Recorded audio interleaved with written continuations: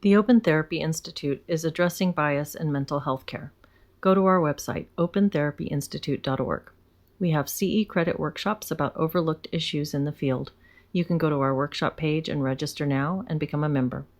And for those looking for a therapist, we match people with someone who's highly skilled and truly open.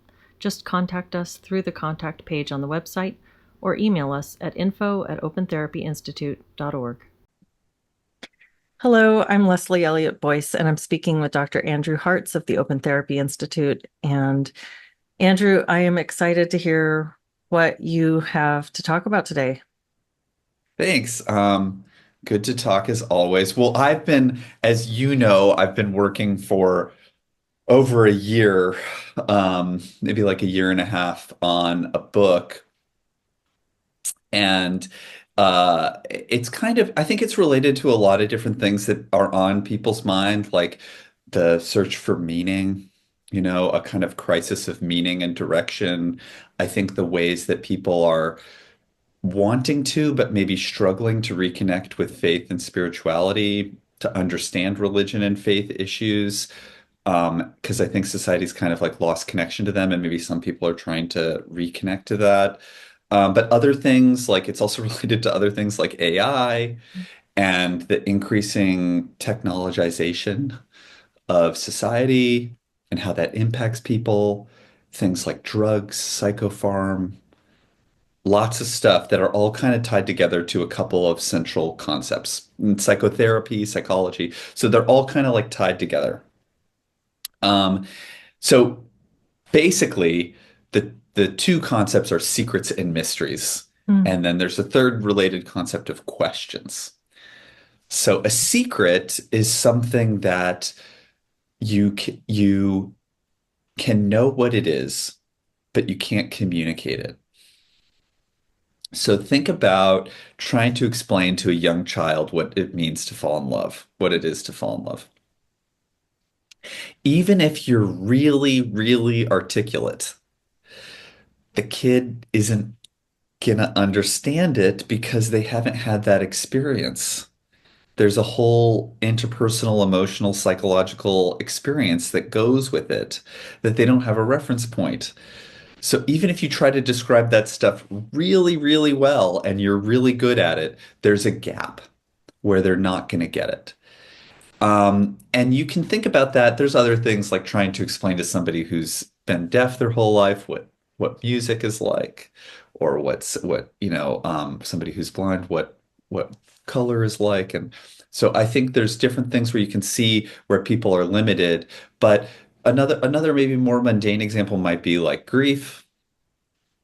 Is like there's people who have had experiences of tragic loss or very deeply felt losses, and there's people who haven't, and it's an experience, and not everybody knows what it's like. Mhm. And it's really obvious, like some people know and some people don't. So, but you could get much more fine-tuned with it. Like I think like thinking about something like depression. Like there's a type of depression that is very much like pressure that weighs down on somebody, maybe pushes down on their head and shoulders. And there's another type of depression that's empty and numb. And there's another type of depression that's like painful or heartbroken or tearful.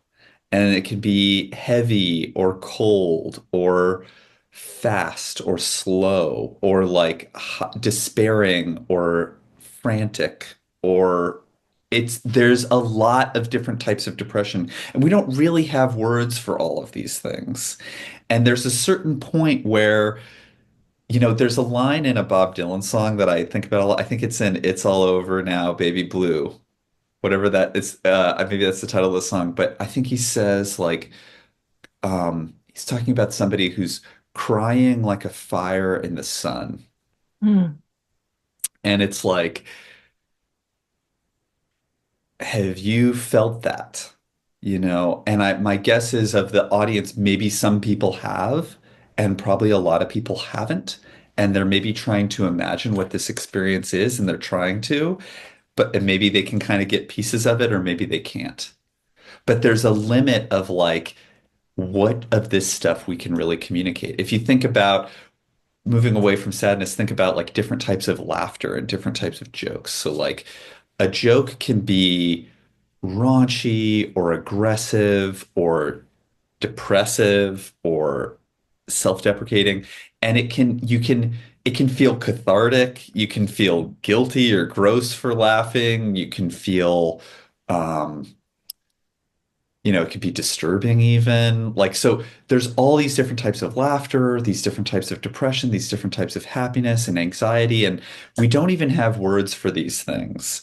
And there's a certain point where you start to reach the limits of language. Like, is there like, you know, talking about the different types of depression, is there a type of depression that's like hot depression?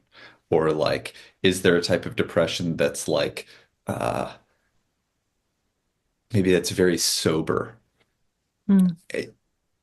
I think that there's sometimes people can kind of like maybe imagine them and maybe, but they're struggling to connect.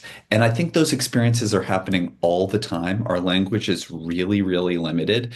And they happen in all other different types of life. So like we're on Zoom right now.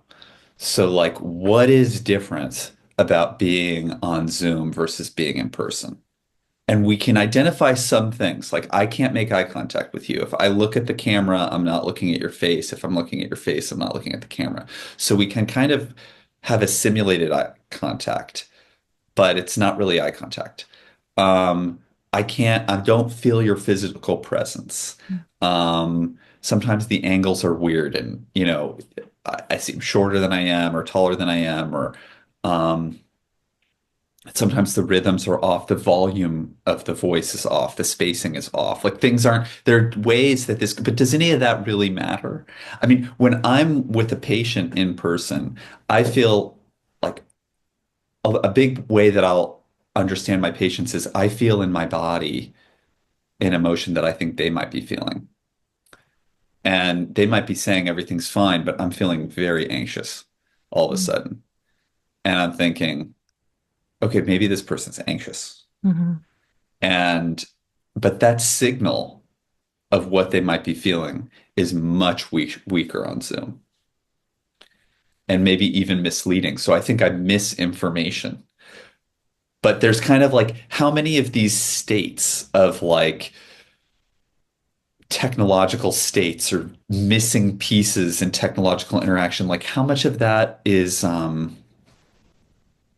new feelings, new interpersonal dynamics, new subtle variations that we're experiencing, but even if we can identify them, it's hard to communicate. We know that being in person is different on Zoom. People fly across the country to visit loved ones. They could just have a chat on Zoom. They know that it's not the same thing. But I think people still struggle to articulate how. And while I do think people will get better at articulating how, um, I'm not sure that they'll ever fully be able to articulate everything that's missing between Zoom and in person because there's these subtle things. I think we're going to develop a whole new vocabulary around this stuff, like new words for different emotions and experiences on technology, on texting, on chatting. We already have some of it, like the idea of ghosting someone Mm-hmm. that you can't really do. I mean, I guess maybe if you were writing letters in the 19th century, you could just stop responding and but it's different. But I think that we're going to develop a whole new vocabulary around new experiences, emotions, dynamics, interpersonal, psychological things that people are feeling that we even if we can identify them, we can struggle to find the words for them. So this is all secrets. Mm-hmm. Religion is also really full of it. Anybody who meditates or has a practice of prayer, people are likely to have these experiences of like uh, something that's hard to put into words that happened when you were meditating, and maybe it was a feeling of insight or clarity, or you stepped outside of your mind, which doesn't really make sense rationally to say. What does that mean? Like you no, you can't do that, but something happened or something opened up or something unlocked. Mm-hmm. And people say, well, no, that's not real, or that's just, or whatever, but people struggle to even know what religious experiences are, um, or meditation experiences are. So I think there's tons of secrets. Mystery, going on to the other, a mystery is something that you can experience but not know. So it's the stuff that's bigger than the mind's ability to conceptualize. So the best metaphor for this is a fish in the ocean. Like the fish can under, it's in the ocean, it's breathing in the ocean, it's swimming in the ocean, it's drinking the water of the ocean, it's surrounded by the ocean, but it can't conceptualize what the ocean is. Its mind can't do that. And because to the fish, the ocean is formless and it's everywhere and it's endless. And so it's a concept that's bigger than the mind. Mhm. And I think a lot of this stuff, we might reach our limits of like what we can articulate and what we can even understand about ourselves. But it doesn't mean there's not something happening there. Mhm. Like even if we could name, like that's why I'm thinking with technology, like there's probably always going to be a gap of what we can't even understand about what we're missing, this kind of micronutrient, essential human micronutrient that we're being deprived of, that like we know it's not there, but we can't name it. We can't even conceptualize it, but we know it. Mhm. And that stuff is really rejected in the modern era. Everything now is about data, evidence, numbers. Show me the study, show me the data, name it, make a rational argument. But if you can't name it and measure it, it's not real. Right, Reject which it. is why a lot of studies that we do, especially around the social sciences, seem to be just over engineering a way to talk about something that we already intuitively understand. Well, and often failing. Like happiness is not like deep inner fulfillment and peace and satisfaction on a scale of 0 to 10 of happiness. I think that deep inner peace and fulfillment is probably a 5. It's not a 10. There's something where the 10 might be less healthy than the 5. Mhm. Like maybe we should be trying to get to 5. And like if we're really healthy and grounded, we'll probably dip into 3 and 4 sometimes, and maybe even 2, and whatever. We're gonna have a range, and Mhm. like maybe we'll go up as well. But the ability to actually feel fulfilled is probably not the same as happiness. And I think about a lot of studies in psychology where they're done on college students, Mhm. where they're not the most insightful people. They're not the deepest people. They're doing this for course credit. They're filling out these questions quickly. And it's like, how happy or sad are you today? 0 to 10. And they're like, I guess 7. That's the level of depth. So, but we're And human they're beings, like young. and they're young and they're not, and even among adults, like who are much older, the level of insight people have into what they're feeling and why and what it means is like hugely varies. And I don't, it's probably correlated with IQ, but it's definitely distinct Mhm. ability to like have introspective awareness about yourself. And I just think that like these questionnaires are like the goal is to move the happiness number up. You're going to engage in very different behaviors than if your goal is to get fulfillment and stay at 5. Mhm.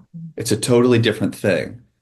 But fulfillment is going to be much harder to like, I think for a lot of people, can they even conceptualize what connecting to like an ocean of grace and peacefulness is, and to live in that, you know?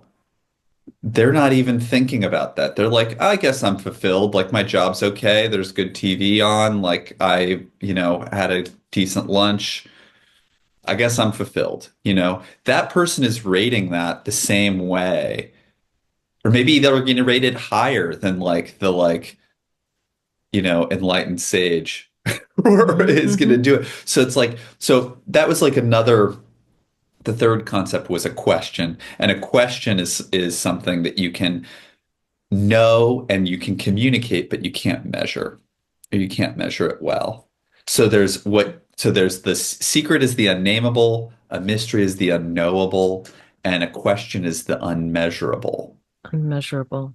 So And secrets being not things that are necessarily withheld because of desire to withhold or compulsion to withhold. It's just the limits of communication. It's limited by the capacity for communication. And then right, mystery being limited by the capacity for understanding. yes. And will you say a little bit more about questions? The inability to measure. Will you elaborate a little? Yeah. Well, just like you could think about dynamics and like a defense mechanism is probably a good example where you can say like somebody who's uh repressing a feeling or intellectualizing something, like we kind of have like I think most people can understand what that means and you can talk about it and define it and notice it and see it.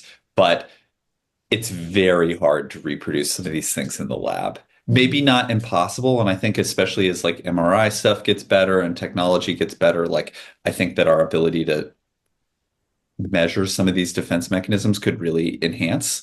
Mhm. Um, I don't know whether that'll happen or not, but I think like, but they're notoriously difficult because it's like I have to somehow engineer something that is intolerable to your conscious mind that you'll use a predictable defense about in a predictable way that then I Mhm. can measure. Mhm. It's very difficult. And sometimes people have come up with really creative studies to measure things like that. And it's like great, but it's like, it's weird that like we kind of can all know what intellectualization is, that you're like avoiding affect and you're getting overly intellectualized about something.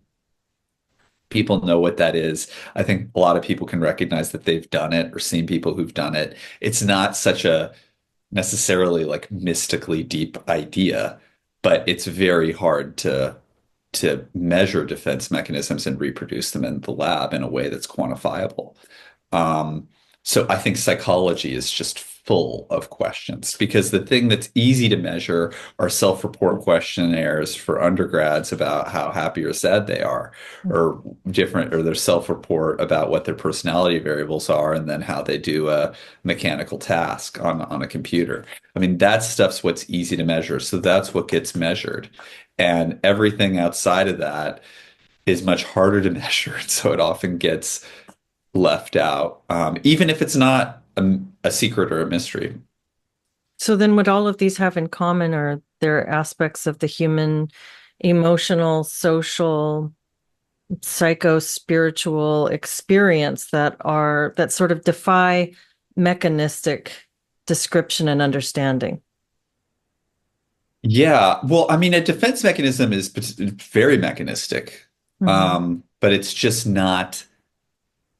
It's not measure. We haven't figured out a way to measure it and reproduce Hmm. it in a lab yet. Hmm. And some of these things might be, it's just simply not ethical or feasible to do it, and maybe it's impossible. Others, maybe if our technology gets better, we'll find a way to do it. But for the time being, it's like nobody's really figured out a good way to demonstrate these things. But I think that the issue is that if we build a society that's based on what's on data, which I think in the current moment in 2024, that's something that people think is trust the science. Everybody agrees science is great. They just want to say their side is on the side of science or something like science is great, data is great. Show me the data, do the science. And I think that there are limits of data and science that really do need to be acknowledged. I'm a very much an empirical person. I there's it if it's an a lot of things that we debate in society are not secrets, mysteries, or questions. They are things that can be falsified and we can study, and we should do that and actually look at the data on it. There are a lot of things like that. But I don't think we can entirely build a functioning society based exclusively on data and exclusively on the nameable and the measurable. And my sense is that if we did, it would actually be out of harmony with who we are in ways that could be really painfully felt, but we don't know how to articulate it. And I think we end up dissociating a lot of it. And it's like a big part of it is obviously like spirituality and faith. Um, but it's other things too about interpersonal connection and relatedness and community and individual depth and meaning. And it's like there's like an attempt almost like with the search for meaning, like it, it, maybe it is about being mechanistic that people it can't you can't really have too mechanistic of an answer to that question of like my purpose is to like build this road or something like it's like I don't know that it'll not be satisfying probably um the real like from a faith-based perspective the real mystery is God and I think people who criticize faith tend to think of religion as a set of hypotheses about the world. That religions posit a set of mechanical hypotheses about the world, and um, there's no evidence for those hypotheses. Therefore, it's dumb. Mhm. And that's how they see it. It's kind of it's wild because as somebody who considers myself very spiritual, I don't think I ever thought of religion as about mechanical hypotheses on about the world. There are religious people who see their faith primarily about hypotheses on the world, like 4,000 years ago, this happened or that happened or this. It's like, how could I possibly know that? I can't know that. And I wouldn't debate an atheist about what happened 3,000 years ago or not. I can't know that. Like to me, religion is so much more, faith, I'll say, is so much more about the mystery. So it's fundamentally about this stuff that's outside of language and that's outside of knowledge. And it's about, and like I'd say, just to kind of like the in most religions, God is understood through his names, his qualities, and his actions. And they tend to be, the loving, the grace, truth, life, uh, patience, forgiveness, peace, harmony. It's light, it's endless, it's wisdom. These qualities are kind of seen as embedded with each other and existing in a unity that's beyond the mind's ability to conceptualize. And people connect to it through their heart, but it pervades all of everything. And the path of faith is about connecting to this power, the light within the mystery and within the inner heart, and letting it teach your body and your thoughts and your actions about those qualities. And it can heal and guide and protect. And it's an experiential thing.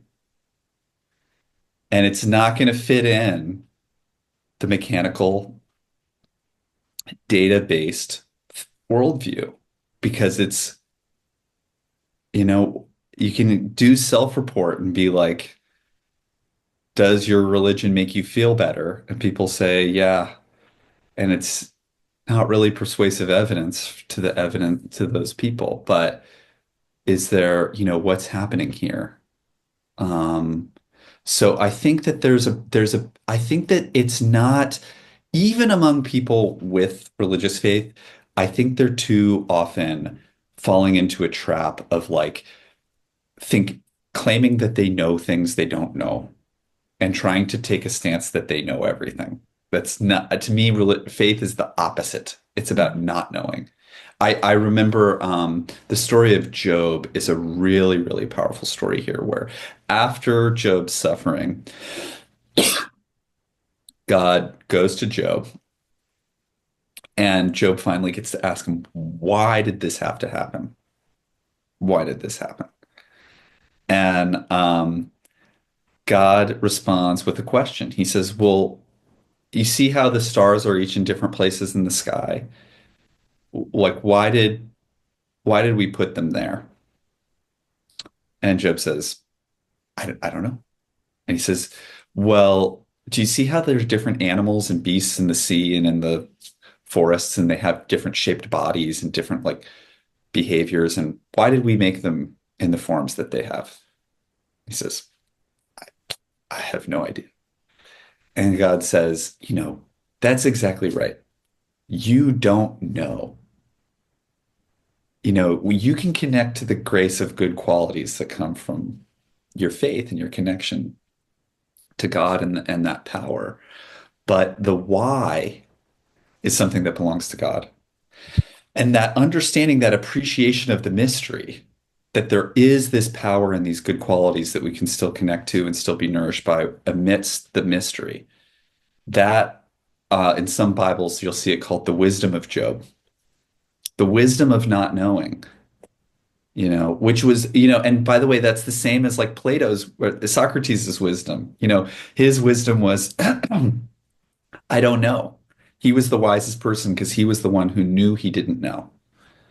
And so there is a long-standing tradition in faiths around the world of the mystery being really, really essential. When you get to the place of I know, you're off. You're already took a wrong turn. So it's about, I don't think for me, faith is not about I know. It's about connecting to a power that's beyond your mind's ability to know. And it's about that connection. Um, so I think that this is like I think people need to maybe reappreciate like this is the value of faith. Like this power is something that can be of great benefit to people, but it's a long and arduous path to connect to dig down and have a firm connection to this and to imbibe it and soak it into your body and your thoughts and your actions. It's a practice. And a lot of the things that are put in practices around the world about how to do this, they're not necessarily logical. It's things like abstain from intoxicants, pray a certain number of times a day, have a regular practice of prayer, study these stories, have a certain diet, certain rituals, certain holy languages or texts. There's these things in there that are like, well, why should that work? Why should this one prayer be more powerful than just one that I make up on my own?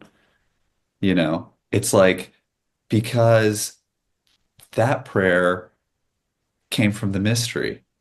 That prayer can guide you there. The one you make up yourself is going to come from your ego. These are here to help you. These practices are here to help you. But to the modern mind, I think they just seem like arbitrary, archaic things. And it's like, well, show me the data. But how could you possibly get data on this? It's not measurable. It has no form. So I think like this is really, really important for so many different aspects of society where it's like, what leads to fulfillment? That's something therapists are thinking about. I don't really know how people can find fulfillment without a connection to something like this, to connection to this. And and then there's the question of like AI. Like, what is AI getting wrong? Like, the scary thing to me about AI is its lack of connection to the mystery. Every nameable, measurable thing it has, Hmm. it's missing one piece, this piece. That scares me. That's a type of intelligence that's not like other types of intelligence. Hmm. Um, but also things like, like what do we need in society? Like what like we do need direction and stability and meaning. And I think some way of having a connection to the mystery. Historically, that's been through faith and been through religion. And there's been a way of honoring things that don't necessarily have a rational explanation of you do A because you want B, reasoning to it. But it's like there are these traditions and practices and that are can put society in harmony with it. I think societies that lose touch with this, everything makes sense and nothing works. It's like everything is optimized in terms of the data, and like people are like miserable or suffering in like more and more unusual and bizarre ways, and things are thrown out of harmony with each other. And I think it can be like a weird type of dystopia where everything is logical and measurable, and everything that's not is destroyed. And it's like that's hell. Like that's like a hellish world. Um, so. I'm kind of monologuing. I'm not sure where you want to. I mean, I see people struggling for this language and for a sense of direction here. And I think to both appreciate, like, for therapists to like be able to like have an appreciation for faith and a connection to faith, it's like really important to have a way of like appreciating what that is. And I think a lot of therapists who are atheists or agnostic, they think, oh, you have accepted some hypotheses about factual events from ancient history, and I don't accept those hypotheses. But I guess they make you feel better, so that's fine. Like, I think that's the way that like atheist therapists or maybe atheists in general think about it. Like, as long as you're not doing something crazy, that's fine. Mhm. But even people religious, like nobody who has a practice that's really connected to this power, um, you're not gonna blow up, you're not gonna commit terrorism. Like I think there are obviously people who do horrific things in the name of religion. That's, but are they're not connected to this. So whatever they're praying to, it's something else, you know. And Um, but I mean, I think there's tons to say about this, so I'll kind of Mhm. pause. I'm curious what your thoughts are. I have so many thoughts. I think Okay. this is I love the way you're putting this together. And something that I notice is that you aren't singling out one religion as having the answers. You're talking about a sense of spiritual connection, a connection to God, however one sees that. So it's a more general, more open, just just a recognition of this mysterious force that's between all the gaps of our understanding or our capacity. Yeah, I have a memory of seeing a painting by a Renaissance master that I cannot identify. I can't find it, but I have a memory of seeing this painting, and it's a painting of Jesus, and he's doing this. I can't see. What is it? Oh, sorry. Oh, the Let me hand. Okay. yeah, I'll have to Uh-huh. adjust my camera. Yeah. So he has his Okay. finger like this. Hmm. Okay. And one one meaning here Hmm. is the finger. Like is to like attend sometimes people do this in meditation. You pay attention to what you feel in your hands Hmm. to start. But another is he's holding it at his heart. So the point of the teaching is the heart. Hmm. But another meaning is that he's pointing towards the face and the light in the face that comes from the heart. And another meaning is he's pointing above all of that, beyond the self, Hmm. you know. And I think that there's something about uh, remembering that what matters is the truth and not getting too distracted by the symbols that are meant to reflect that truth. Um, because I think, again, I think that that ends up separating you. You want to keep going deeper to the richer and richer meanings, in your faith. And there's always kind of a form that we end up creating in our mind and mistaking that for the power. But you Mm-hmm. want to kind of look up the next step so that you can keep progressing. And I worry, I think it's a big it can be a real distraction to be too preoccupied with um the external form instead of the truth. Mm-hmm. Were you always spiritual, or did you have a time in your life when you went away from it or didn't have it and came back to it? No, I was a spiritual kid, and I had the thirst for the ocean uh at a as a child. Um, and it's weird to be spiritual in this era because I do think it's rare for somebody who really takes faith very seriously. Um, there are people who are very observant religiously, and there's like I don't know, I don't want to be too disparaging of other people's practices. I think there's a lot of atheists, a lot of agnostics, a lot of people who don't care. I think there's a lot of people who are focused more on the external stuff. And it's rare for me to encounter people who are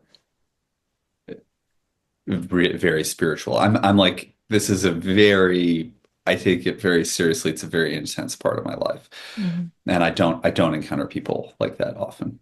Mm-hmm. It's interesting. One of the first examples that you were giving when you were talking about secrets was trying to explain to a child what it means to fall in love.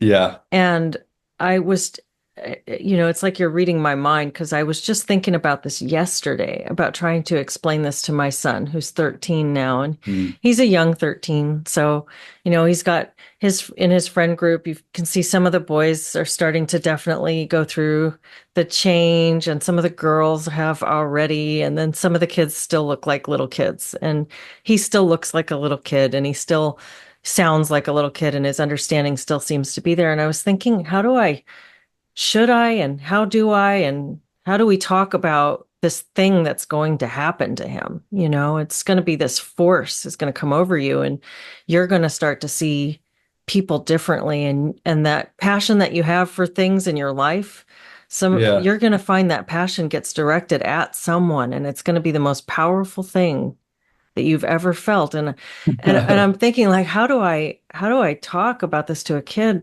How do I express this? And as you're talking about these things, I'm also thinking in my own life, I've had this experience of revisiting, like, everything, all of the mysteries, if you will, all the things, the big topics of life. It's like as life unfolds, there's not necessarily more things that are important. They're just the same things, but they become important differently. And I feel like there's a deepening. Like, I could say to 8-year-old me some of the things that I believe now about life, death, and love. An 8-year-old me would understand, but Mm, not the way I understand it now. And I could say it to 17-year-old me, and she wouldn't quite get it the same way, but she'd think she got it. She would really right, understand. right, And right. 24-year-old me, and likewise me now in my 40s, I probably don't understand the same way that I'll understand these same things if I get to live another 40 years. And so it's Yes. like this just continual deepening of the same things Yes. unlock and open more and more. Well, and there's like that painting of like, Mm-hmm. Mm-hmm. the great thing about some of these religious traditions is their ability to have these unfolding layers of meaning. There was this was a saying when I lived in India for about 6 months, but I remember there was a saying that if there was a truly enlightened master who was teaching a crowd of even 1,000 people, the discourse that he gave would give the exact perfect answer to the question of all 1,000 people were asking. Mm. And, when you think about that rationally, you're like, well, that's impossible.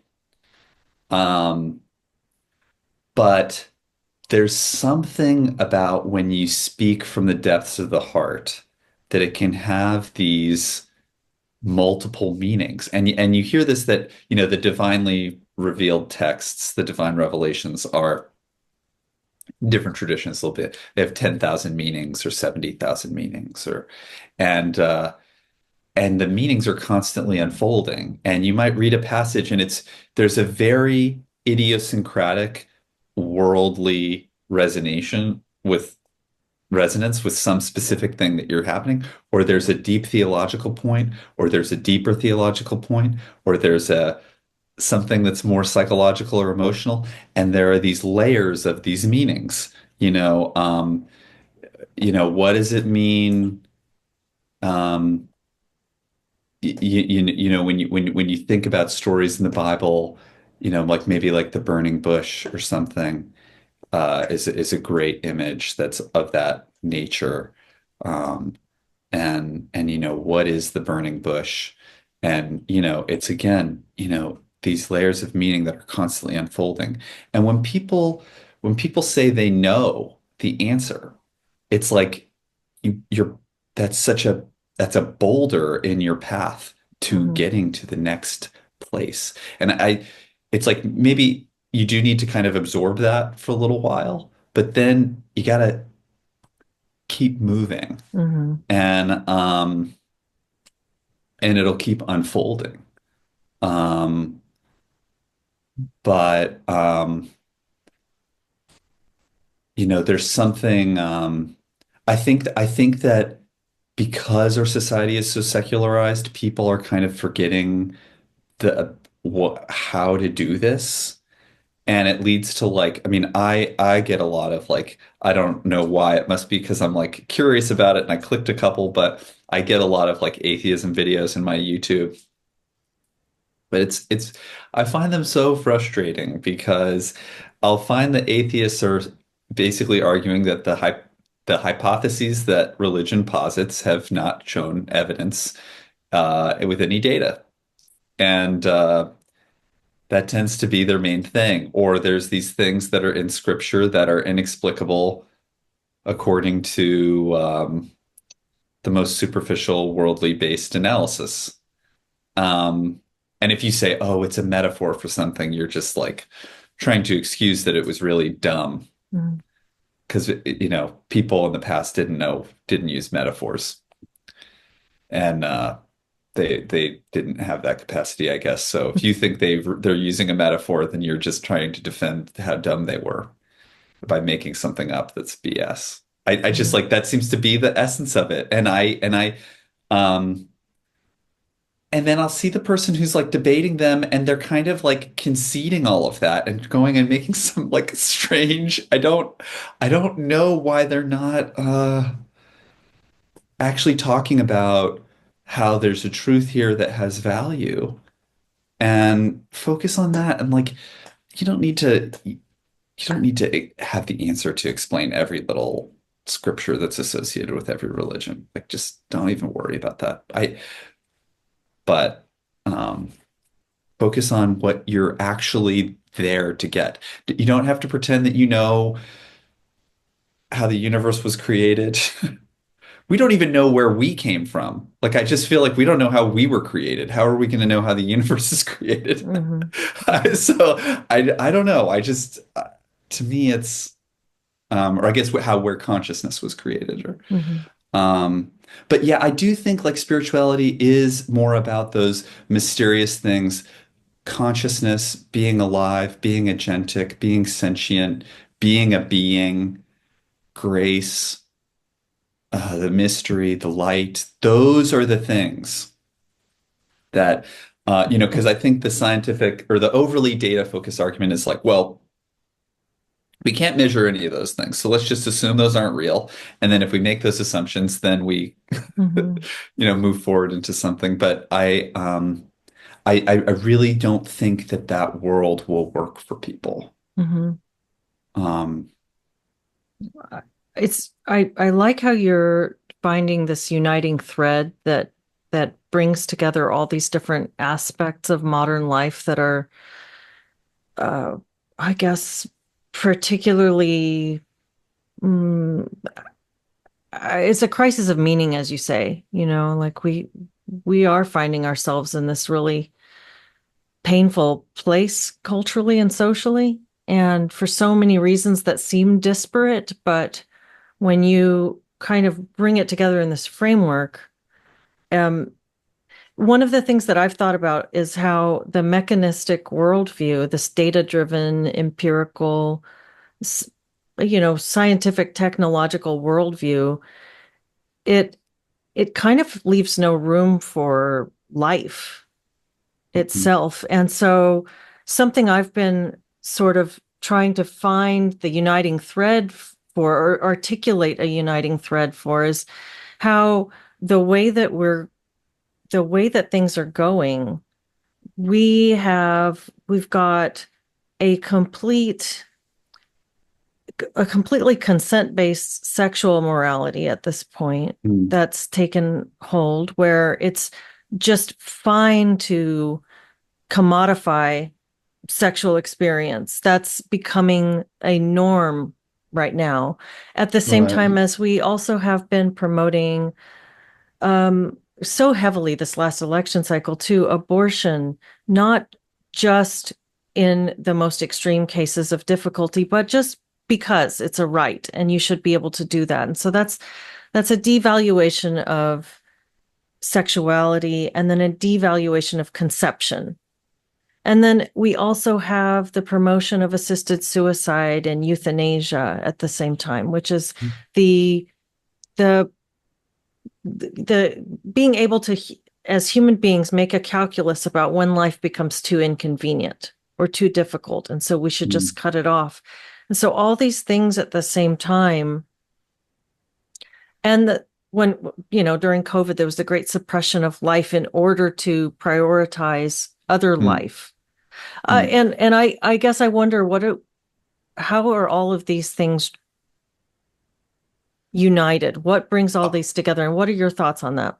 Well, the big piece, the big picture Mm, here is that I think the modern psyche is very preoccupied with the machine metaphor. mm, And just to think back about psychology, like some of the earliest models of the mind were that the mind is like a chariot. mm, Plato said the mind's like a chariot, and like the Bhagavad Gita, I think they say the mind's like a chariot. mm, And that metaphor makes sense because at that time, a chariot was the most sophisticated technology they had. mm, So it's a way to represent like different parts working together and like it's mechanical. And in the Enlightenment period in Europe, um, the main metaphor that took over was the clock.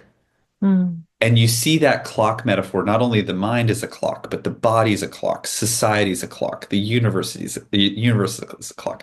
God is the clockmaker. mhm, And those watches, those clocks were the most sophisticated technology they had at the time. And mm, obviously now it's a computer. For Freud, it was a steam engine. You get how people pick the most complicated machine they have, and that's the metaphor for what we are and what society is and what the universe is. But we're particularly beholden to a kind of like there's a code of like laws of physics or certain laws that's programmed into a computer that is the world. It's a robot, and we're robots, and there's a bigger robot that we're all a part of or something. And like it's this very robotic thing, very mechanical thing. And I think people really buy into it. So people would say like the reason why you can't have free will is because How could a robot have free will? And we're all robots. Everything's a machine, so everything's mechanistic. So how could anything non-mechanistic exist? And show me the data that there's anything non-mechanistic, meaning you have to posit a mechanistic process that's measurable, that's non-mechanistic. So it's Mm-hmm. inherent, like you can't do it, Mm-hmm. Yeah. but it's like so it's really a dogma Mm-hmm. about the universe being mechanical, Mm-hmm. being a machine, and the human psyche being a machine, and human beings being machines. Fundamentally, we're meat machines, Mm-hmm. but it's still, you boil it all down, it's all mechanics.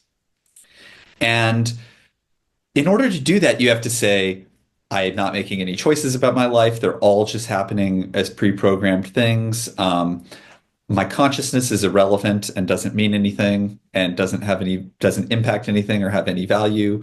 There's no difference between living and dead things. Nothing's sacred. It's like you have to negate everything about your humanity in order to make this metaphor work. And I think people are just hypnotized by belief in this metaphor. And when the metaphor fails, rather than saying the metaphor isn't working because it's missing things that are obviously part of who we are, like consciousness and sentience and being alive and making choices. Like those are obviously things that are true about us, but they don't fit into the mechanical worldview. The problem is the mechanical model is failing to fit reality.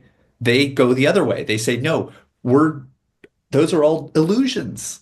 None of them are real because they don't fit the mechanical model. Mm-hmm.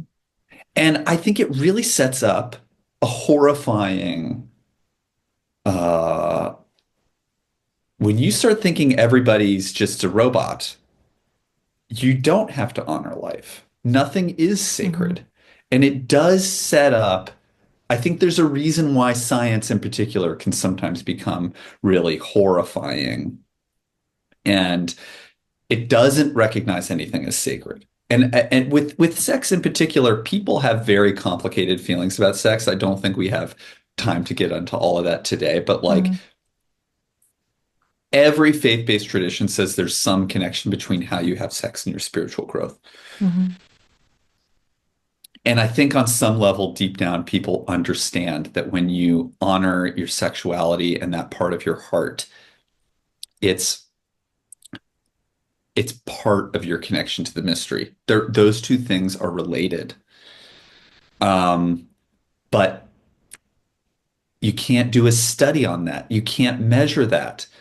So people just say, well, I guess sex is meaningless because we can't identify anything of value related to this incredibly profound interpersonal connection that's happening through sexuality. So they're just losing touch with the secrets and mysteries. Um, uh, there's one other thing I want to say that's a little bit tangential around this, which is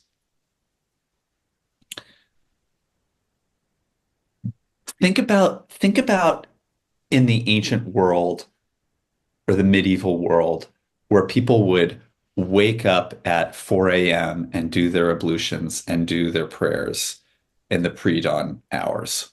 Okay. Or go to a place where they would do prayers for an hour, maybe a couple times a day, something like this. You know, it, I think that in our society, we would see that as selfish because we don't know what it is. In reality, if you think about it through the lens of the mystery that we were just talking about, how much good the goodness that you can do in your life comes from your connection to that source. So if you're connected to that, you can do good. But how can you, it's hard to do good without, you can't do good without a connection to that. So nurturing that connection is really essential. It's not just a selfish thing. And what I would think is either it's self-care, it gets pronounced as self-care because it improves your mood, not as like it's a path to becoming a better person. Um, Another is that um, it's like, it's again, it's the mechanistic thing. If I do this, then after I die, I will go to heaven as opposed to hell. And it's this very mechanical thing. I'm doing this for a personal, selfish payoff later that I believe in. But there's not a sense of like actively and in the present connecting to a powerful source that can guide you towards goodness and be not only healing to yourself but healing towards to others. And that's the value here of this practice. It's crazy how much our society has totally forgotten, Hmm. I think, and lost touch with this stuff. I think even in faith-based communities they it's like, why don't people go to church? They don't know why they're going. Hmm. Why am I going? Am I going because God wants me to like waste a couple hours a week going to something boring and then sit there and then I'll go to heaven because I did this boring thing? Why? That makes no sense. But it's like, no, you have to be working. Like you do this work. And if you can find somebody who can help guide you on this, it can have a lot of value. Once a week is not enough. Like you have to do this every day. So it's like, but at least once a week. Hmm. I mean, but like that's what matters is so I don't know. I think it's just I'm worried about uh the where things are going. And I think a lot of these problems that you're seeing that seem really disparate, like sex, science, AI, meaning, whatever, they're they're connected to, I think, this kind of central thing. I think it has an Hmm. immense power that could have a relation to like mental health crisis and what effective psychotherapy looks like and like issue after issue after issue. I think it's way more like this is where like ultimately like I personally believe like this is where beauty and meaning and art comes from. Hmm. Stable, it's the foundation of a stable society. It's the foundation of a harmonious family. It's like you look at every area of society you look at every and it's like this is an important ingredient that's missing. Hmm. Um, As you're talking, I've written down like four different topics I want to bring up. okay, So okay, I won't do it now. We can branch off. I'll see what you want to okay, take on as a total tangent, a separate conversation at a different okay, time. But okay. one thing that I wonder is what are your thoughts on how religiosity or spirituality has been associated with low intellect? Why is it that we live in a culture now where we do have this embrace of science and data, but that is that's associated with the intellectual mindset and Yeah. academics and intelligent people are atheists and religious people must be fools. So where did that come from and how do we turn that around? That's really interesting. I mean, the benefit of the machine metaphor, it's a good metaphor. It's useful because it gets people thinking precisely about what exactly is happening and what the steps are. It really pushes people to think precisely, which is why I think it's so valuable. And I'm not actually opposed to it as long as we remember it's a conceptual model. Hmm. Um, we need a metaphor to conceptualize things. The mind has to look at something that the senses can perceive in order to represent abstract things. Hmm. So it's like if this is the machine, like it's the light or the ocean or the ghost or whatever, it's not. So we're going to need some type of metaphor in order to even be able to have this conversation. Now that metaphor is ultimately falling short. Hmm. Our new metaphor is not it, but Hmm. we need something because the mind's limited. But the intellect really is so rooted in these metaphors and language and sensory perception. And so there's an immense faith that people have, especially in the intellectual classes, in the intellect. And it's like, they think their work is all about understanding things through this mechanism. And it's like the mystery, they don't, it's a harder thing to know what to do with. But it does, so I think it's like, and the mystery, the other thing about the mystery is it's silent. Like, I mean, I'm not saying there's a sound within the silence, but there's um there's a great story. I know we need to wrap up. I'll tell one story, which is very, very famous. People know Dostoevsky wrote the story, The Grand Inquisitor in the Brothers Karamazov. And are you familiar with this? No. No, you Okay. talked a little bit about, I think, this book a while back, but I don't know what you're Okay. about to share. It was the devil has been incarnated as like an archbishop or a cardinal or something Mm. who's running the Spanish Inquisition. And he has like, and Jesus comes to see him.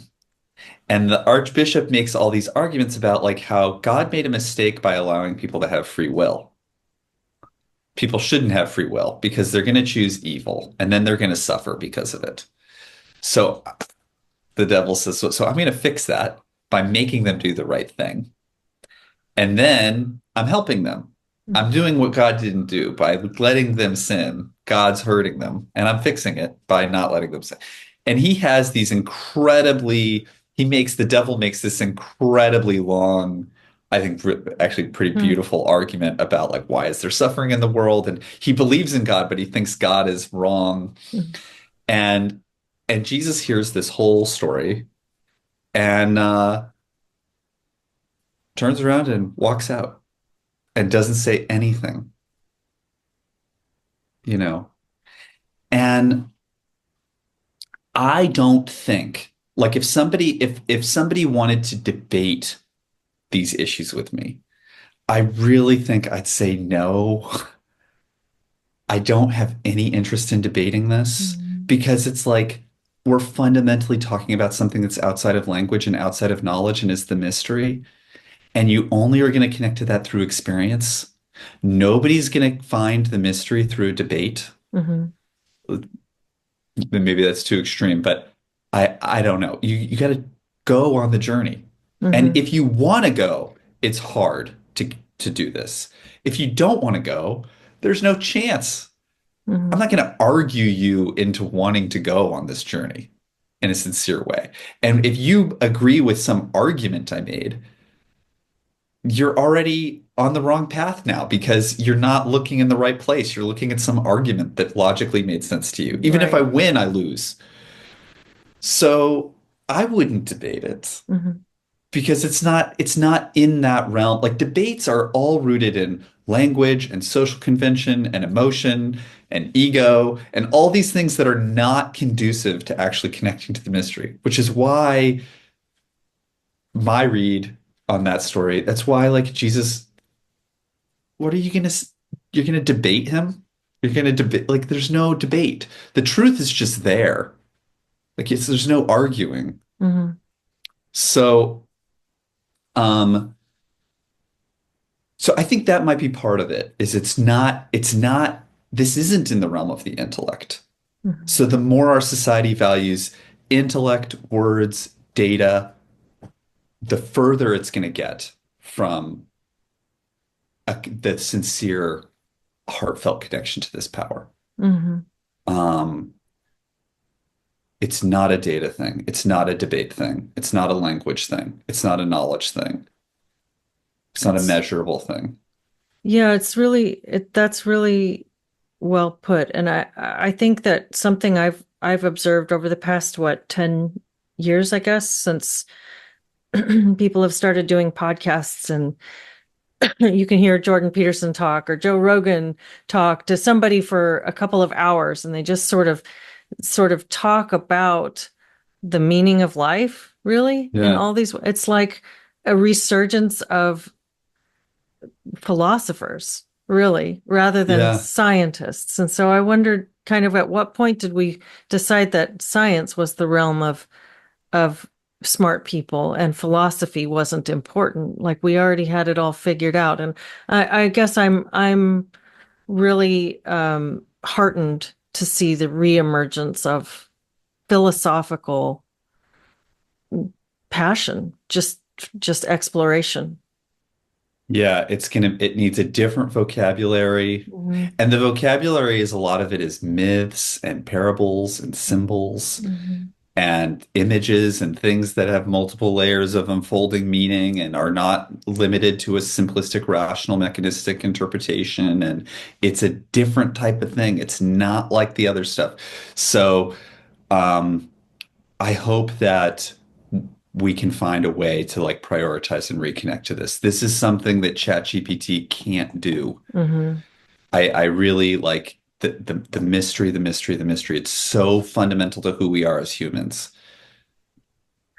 When is your book coming out? You said you're Oh, almost done with it? no, I wrote a draft of it and I'm working with the agent. I don't really have time to Okay. polish it up the way that I need to. Hmm. So I'm maybe gonna like work with another writer to help me get the Okay. project done. Yeah. One of the challenging things about it is like, do I make the argument in the book in a very systematic way? Because it's Hmm. like, it really shouldn't be. It Hmm. really should be because I'm not going to measure the borders of the mystery. Hmm. Yeah, I had and I know we don't have time to get into it right now, but I have had a couple of really profound spiritual experiences that changed my life and my way of looking at everything. I just there's not again, it kind of comes back to what you said about secrets. How do you convey this? I don't know. I don't know how to talk about it simply. But one of the things that I came away with was this sense that I need to share this. But how do you share that? And so I've sat with attempts to write this and everything falls so far short of what I want to communicate that it's really quite Yeah. difficult to do. And sometimes the secrets are just for you. Hmm. I don't always think that I totally get the want to share it with other people and want them to have what you had, or see what you were able to see. Hmm. But sometimes with secrets and mysteries, there's a reason that they're not written Hmm. everywhere. There really is. That's something it's something sacred. It's something for you. It's something to keep in your heart and to know. Hmm. And I'm not always a big fan of like talking about all that stuff. Hmm. Hmm. Because it's like they're not going to get it intellectually. They have to do the process. Like you, And at the same time, there's something about just showing that this is here, this is possible. When people are so demoralized and lost and bereft of meaning, saying there is something else can have such a profound, you can't communicate what it was because it won't land the way that it landed with you because it was like you said it was your experience, it's it's your understanding, and maybe there's a reason why it's a secret in that sense, but just like having these conversations and not being afraid to talk about the things that are impossible to quantify yes, is a way of signposting that and giving people some hope, I think, yes. for people who are feeling hopeless. Yes, you can kind of point in the Hmm. direction, and then if they want to get out of the cave or have the journey Hmm. where they need to, like, they're gonna have to go. Like, Right. we're not gonna carry them. They have to do it. But there is something about knowing that this power, like, I do take some things in the Bible literally, like or I take a lot literally, but like this power can bring life to the dead. Mm. Like it's like, and it's really something that can not just heal your heart and heal your thoughts, but like heal your blood and your bones, and like from your hands to your toes, your organs. You can soak this in, but you need a practice, and it's not something that you just believe in and then you go forget about. Like it's a regular practice. It's like good actions, honesty, sincerity, good qualities, regular practice. And these traditions are incredibly valuable. I Yeah. mean, because they have practices that enable people, they give advice and boundaries and practices that can help people do this. And it's worth, trying not to lose them. Well, thank you so much for delving into this today. Do you Yeah, think thanks for that letting me. there's anything we missed or should be emphasized as we close? Oh, I mean, it's an endless thing, so we can always Yeah. come back to it. All right. Well, sounds great. Thank you so Okay. much, Andrew. Thanks, Leslie.